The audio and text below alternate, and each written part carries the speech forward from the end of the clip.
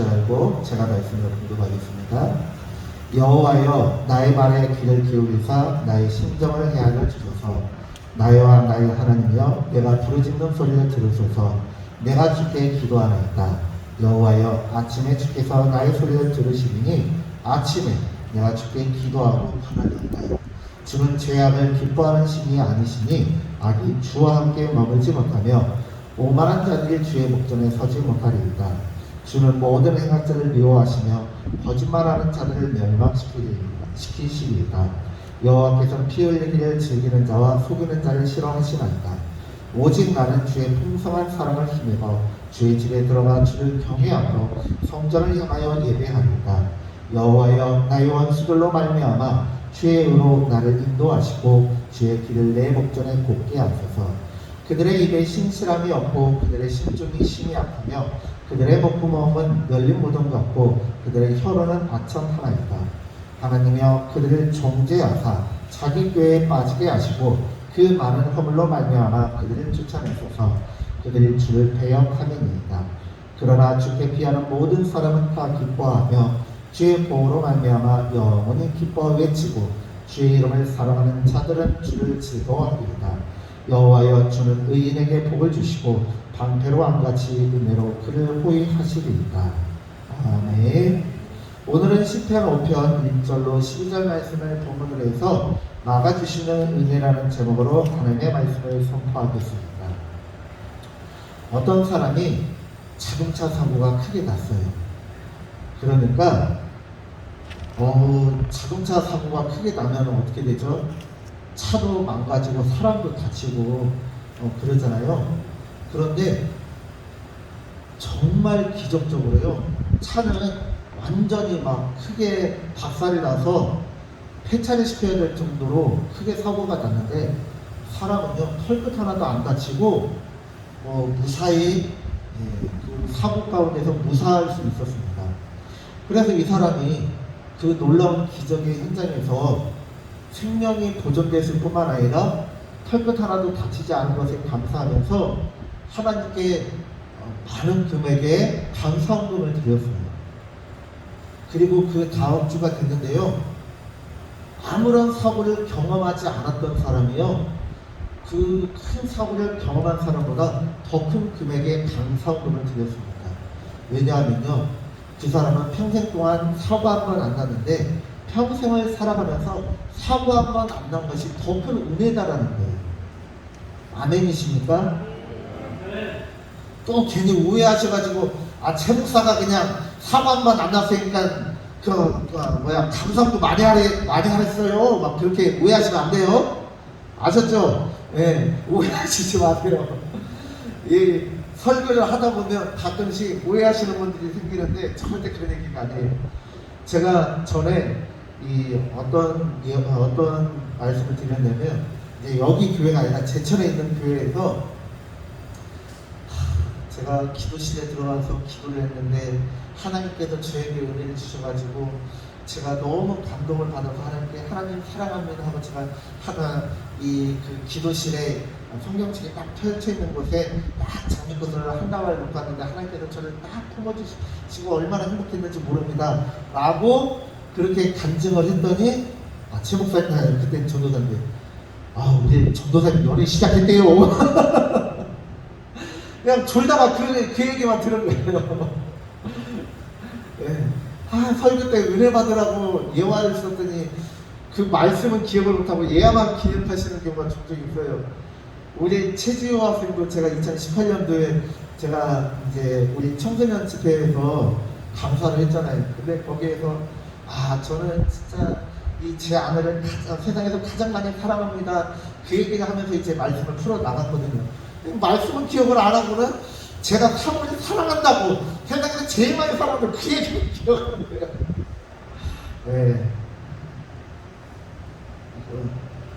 감사함을 많이 하라는 게 아니고요, 하나님께서 우리를 큰 사고 속에서 보호해 주신 것도 은혜지만, 그러나 그런 큰 사건 사고 없이 무사히 평범하고 평안한 일상을 보내는 것이 더 큰 복임을 믿으시기 바랍니다. 예를 들어서요, 성경에 보면요, 아브라함과 이삭과 야곱이 나옵니다. 그런데 아시죠? 아브라함도 많은 일을 경험했습니다. 많은 사건 사고들이 있어요. 야곱은 어떻죠? 아브라함의 손자이자 이삭의 아들인 야곱은 어때요? 그 또한 많은 사건을 겪었어요. 그리고 얼마나 힘든 시간을 보냈는지 그가 나중에 애굽의 파라오 왕 앞에 갔을 때 자신을 소개하기를 내 인생이 험악하였나이다.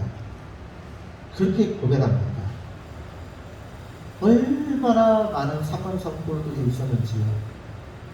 정말 기적적으로 하나님께서 그 사건 사고 속에서 하나님이 순간순간 어려움을 극복하게 해주신 큰 경험과 간증도 가지고 있습니다.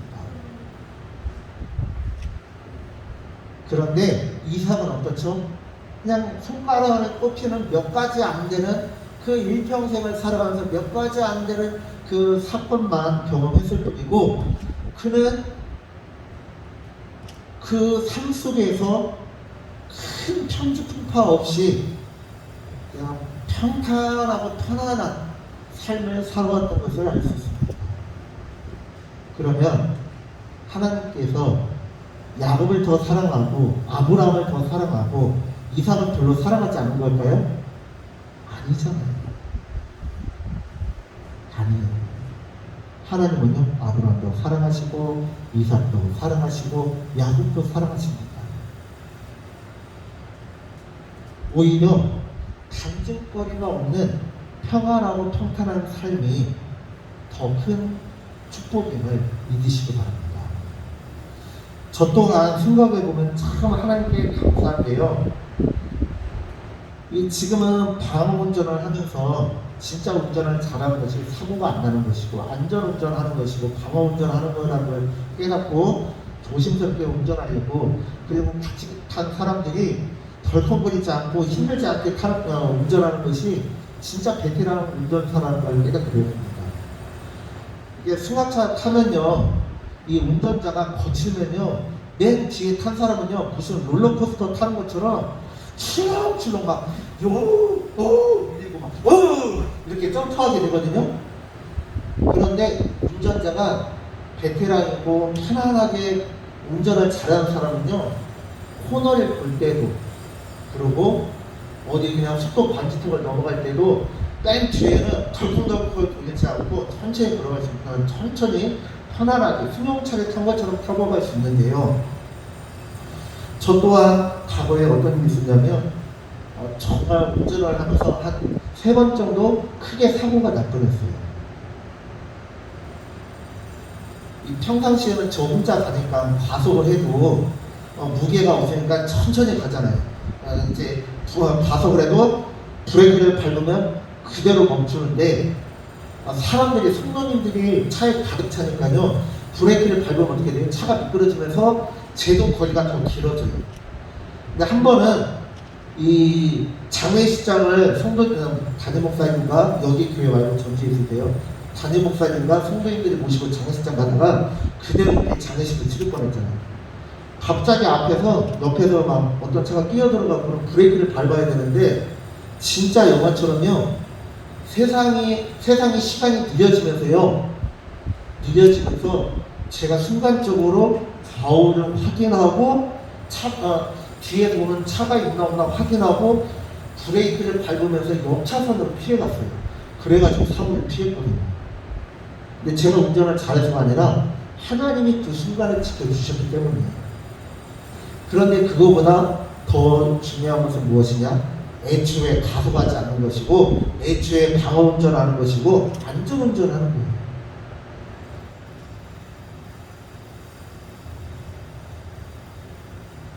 자, 말씀을 살펴보겠습니다. 1절 말씀, 여호와여 나의 말에 귀를 기울이사 나의 심정을 헤아려 주소서.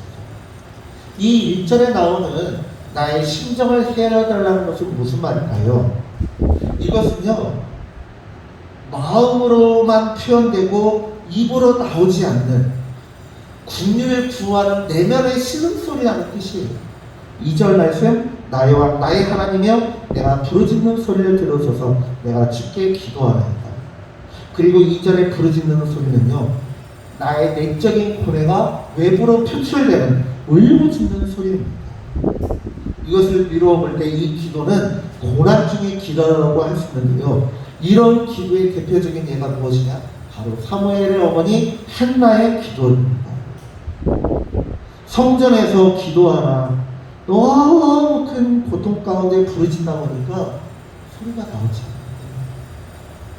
그러기에 그 당시 대제사장이었던 엘리가 한나에게 무엇이라고 말합니까? 성전에서 취하는 것은 옳지 않다라는 건데요, 이게 성경에서 순화해서 미화해서 이렇게 표현하는 것이지, 상스러운 시장 언어로 얘기하면 아니 정신 나간 여자야 어디 성전에서 그냥 술 취해갖고 그냥 그러냐고 하면서 그냥 막 혼내는 거예요. 그런데 여러분, 한나가 술 취해서 그랬습니까? 아니잖아요. 너무 속상하고 마음이 아파서 소리가 나오지 않았던 거죠. 현대의학에서도요, 과학적으로 입증된 사실은 사람이 너무나 큰 충격, 자신이 감당할 수 없는 고통이나 현실을 마주하게 되면 말을 못하고 말을 잃어버리게 되는 실어증에 걸린다고 합니다. 한나는 그런 상태였고요, 시편 5편의 시인도 그런 상황에서 말이 안 나오다가 극적으로 소리가 터지면서 큰 소리로 외치는 수준을 뛰어넘어 진흙처럼 울부짖었다는 겁니다. 절규했다는 뜻입니다. 그러니 시인의 고통과 억울함이 얼마나 크겠습니까? 그렇기에 그는 나의 왕, 나의 하나님이여, 내가 하나님께 부르짖는 소리로 하나님 앞에 울부짖는 소리를 들으소서 내가 주께 기도하나이다 라고 기도하는 것입니다. 그리고 3절 말씀, 여호와여 아침에 주께서 나의 소리를 들으시니 아침에 내가 주께 기도하고 바랍니다. 유대인의 하루는요, 우리의 하루는 어때요? 아침부터 저녁까지잖아요. 그런데 유대인의 하루는 어떠냐? 해가 저무는 저녁부터 그 다음날 해가 저물기 직전까지가 하루예요. 그러니까 하루가요, 어둠에서 시작돼서 저녁에 밤에서 시작되어서 낮으로 가는 것이 유대인들의 하루고요, 다른 나라 사람들의 하루는 낮에서부터 저녁으로 가는 게 하루예요. 그래서 유대인들은요, 밤은 무엇을 뜻하냐? 고난과 고통을 뜻하잖아요. 쉽게 잠을 이루지 못하는 고난과 고통의 시간을 넘어서 아침에 밝아올 때 하나님께서 자신의 기도를 들으시고 응답해 줄 것을 기대하고 기도하는 거예요. 오늘 본문에서도 그렇게 아침에 주께서 나의 소리를 들으시니 라고 고백하잖아요. 그래서 아침에 내가 주께 기도하고 바란다. 시인은 오직 자신의 구원이 되어주시는 여호와께 부르짖는 것입니다. 7절 말씀, 오직 나는 주의 풍성한 사랑을 힘입어 주의 집에 들어가 주를 경외함으로 성전을 향하여 예배하리이다. 여호와여 나의 원수들로 말미암아 주의 의로 나를 인도하시고 주의 길을 내 목전에 곱게 하소서. 이게 무슨 말입니까? 세상은 나를 무고하게 억울하게 누명을 씌우고 모함을 하지만 나는 하나님만 바라보겠다라는 거예요. 주님, 내가 나를 괴롭히고 나를 고통스럽게 하는 그 원수들로 말미암아서 내가 똑같이 악을 악으로 갚고 죄를 죄로 갚고 보복하고 복수하는 자가 아니라 하나님께 신원함으로 하나님께서 나의 억울함을 풀어주시고 하나님께서 가장 좋은 길로 인도해 달라는 거예요. 내가 사울 왕에게 나의 목숨을 취하려고 하고 나를 죽이려고 하는 저 사울 왕을 죽일 수 있는 기회가 2번이나 있었지만 내 손으로 하나님의 기름 부으심 받은 자를 취하지 않고 그를 죽이지 않겠습니다. 하나님의 역사하심을 믿겠습니다. 하나님 역사하소서. 나의 억울함을 풀어주소서. 나는 하나님만 믿고 바라겠습니다.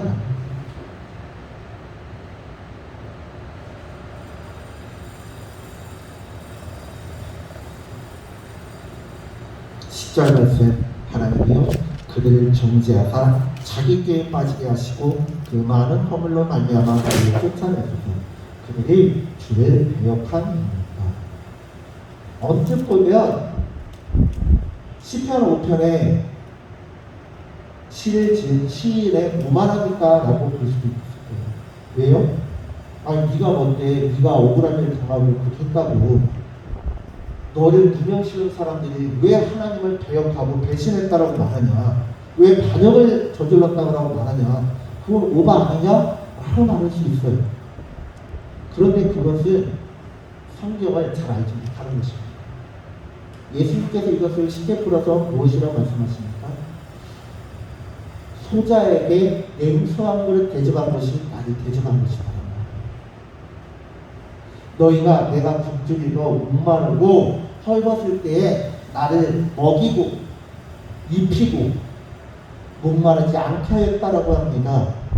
언제 그렇게 했다고요? 소자에게 대접할 때. 너희가 내가 헐벗고 굶주리고 목마르고 할 때 너희가 나를 외면했다. 아니요, 저희가 언제 예수님을 외면했습니까? 너희가 소자를 외면할 때라고 말씀하십니다. 지극히 작은 자 한 사람을 낙담케 하고 그를 고통 가운데 빠지게 하고 억울함에 빠지게 한 자는 곧 나에게 한 것이다 라고 말씀합니다. 그런 사람은 차라리 두 눈이 뽑히는 게 낫고 차라리 연자맷돌을 목에 메고 바다에 뛰어들어 죽는 것이 낫다라는 거예요. 그것을 더 직관적으로 더 쉽게 알려주신 비유가 무엇입니까? 바로 만달란트 비유입니다. 만달란트 빚진 자가 500데나리온 빚진 자를 용서해 주지 않은 것은 하나님을 용서하지 않은 것입니다. 그럼 1만 달란트라면 어느 정도일까요? 성경에 만달란트가 나온 것이 두 군데 있는데요. 첫 번째는 이 만달란트 비유고요. 또 이전에는요, 에스더서에 나와요. 어떨 때 나오는지 아십니까? 하만이요, 아하수에로 왕에게 저 유대인들을 다 죽이십시오.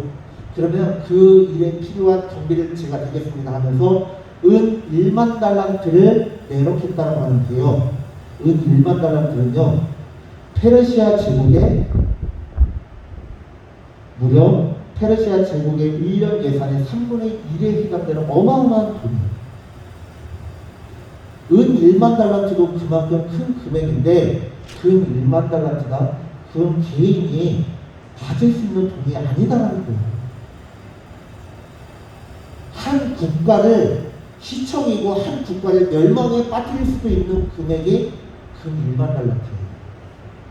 그런데 그 죄인이 용서함을 받았는데 겨우 500데나리온 빚진 자를 용서해 주지 못했다. 그거는 그 왕을 윤멸하는 것이다. 그리고 그것은 우리에게 말씀하고 알려주시는 것은 우리가 십자가 사랑으로 구원받은 우리가 형제의 죄를 용서하지 않고 허물을 용서하지 않고 그런 것은요, 만달란트 빚진 자가 500데나리온 빚진 자를 용서하지 않은 그런 것과 똑같다라는 말씀입니다. 그렇기 때문에 11절, 12절에서 무엇이라고 말하느냐? 그러나라고 시작해요. 그러나라는 것은 뭐예요?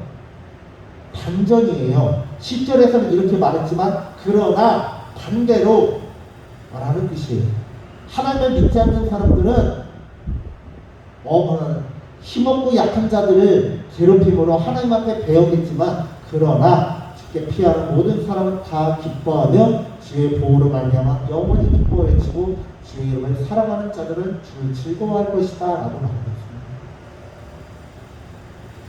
12절 여호와여 주는 의인에게 복을 주시고 방패로 함같이 은혜로 그를 호위 하시리이다.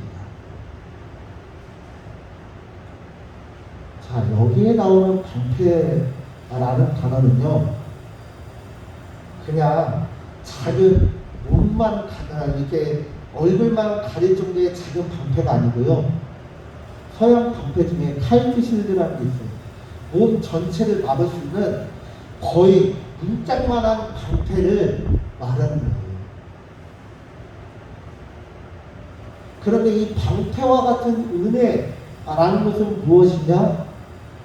하나님의 은총을 뜻하고 하나님의 호의를 뜻합니다. 즉 하나님께서 나를 보호하시고 은혜를 베푸셔야만 내가 안전할 수 있다는 거예요.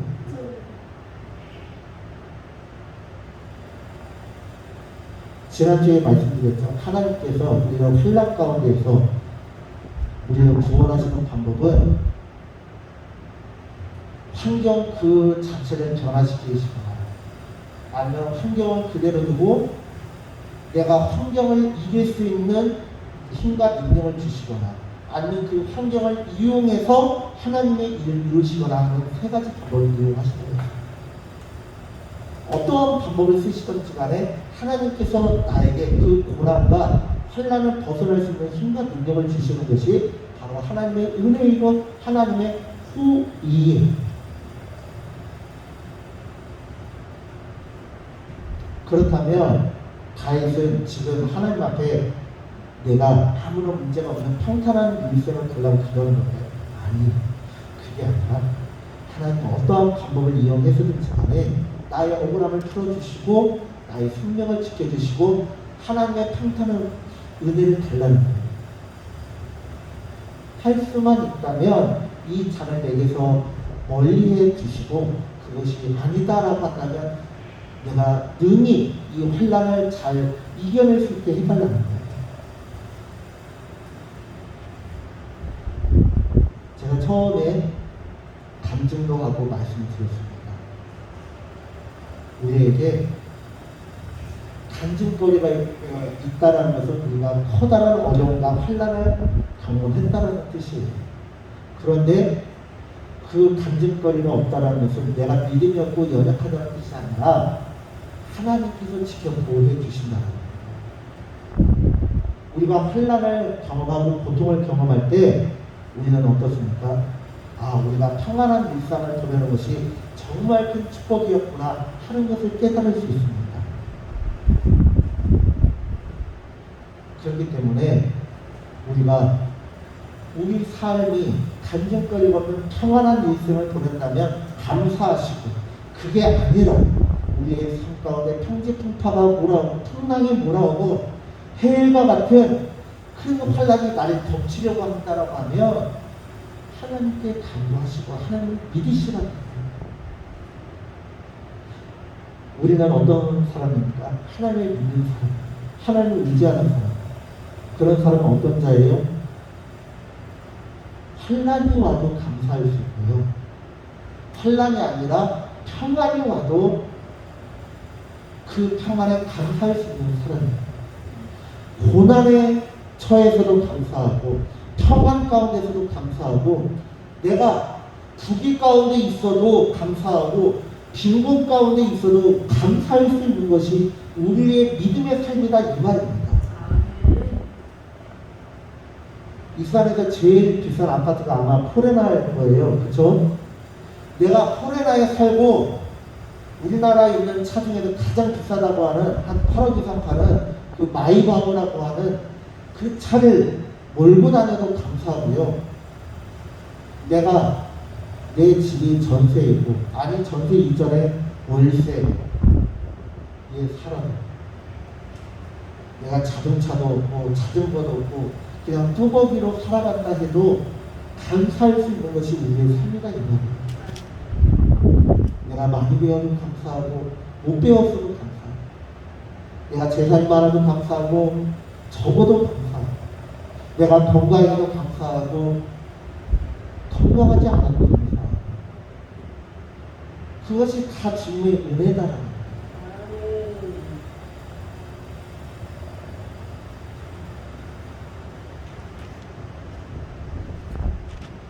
오늘 설교 제목은 막아주시는 은혜. 하나님께 시편 5편의 말씀처럼 늘 우리의 삶 가운데 환난과 고난을 막아주시기를 위해서 기도하시기 바랍니다. 그러나 그 환난과 고난이 하나님께서 막아주시지 않는다 할지라도 감사할 수 있어요. 막아주시는 것도 감사요, 막아주시지 않는 것도 감사입니다. 왜요? 막아주시는 것도 하나님께서 주시는 은혜이자 복이지만 환난과 고통을 막아주시지 않는 것도 어떻게 돼요? 우리가 더 성장하고 더 많은 가진 사랑하는 성도입니다. 우리가 이 영적인 비밀을 깨달을 때 어떻게 되는지 아세요? 우리는 세상을 감당치 못하는 세대가 되는 것입니다. 아멘이십니까? 네. 아멘이십니까? 네. 그렇기 때문에 우리는요, 하나님께 기도하기, 하나님 우리의 삶 가운데 환난과 고통을 막아주십시오 하고 기도하고 막아주시는 은혜를 간구하세요. 그리고 그렇지 않다 할지라도, 그리 아니하실지라도 감사할 수 있는, 막아주시면 막아주시는 대로 감사하고 막아주시지 않으면 막아주시지 않는 대로 감사할 수 있는 성숙한 믿음의 사람들 되어주시기를 간절히 축원합니다. 기도하겠습니다. 주님, 우리가 오늘 시편 5편의 말씀을 살펴보면서 하나님께서 우리의 환난을 막아주시는 은혜에 대해서 살펴보았습니다. 그러나 하나님께서 우리의 환난을 막아주시지 않은 것 또한 하나님의 은혜이요 은총임을 깨닫고 우리가 어느 곳에 어떤 상황 가운데 거한할지라도 늘 하나님과 동행하며 의지하며 하나님을 더욱 사랑하는 우리 모두가 되게 하여 주시옵소서. 감사드리며 예수님의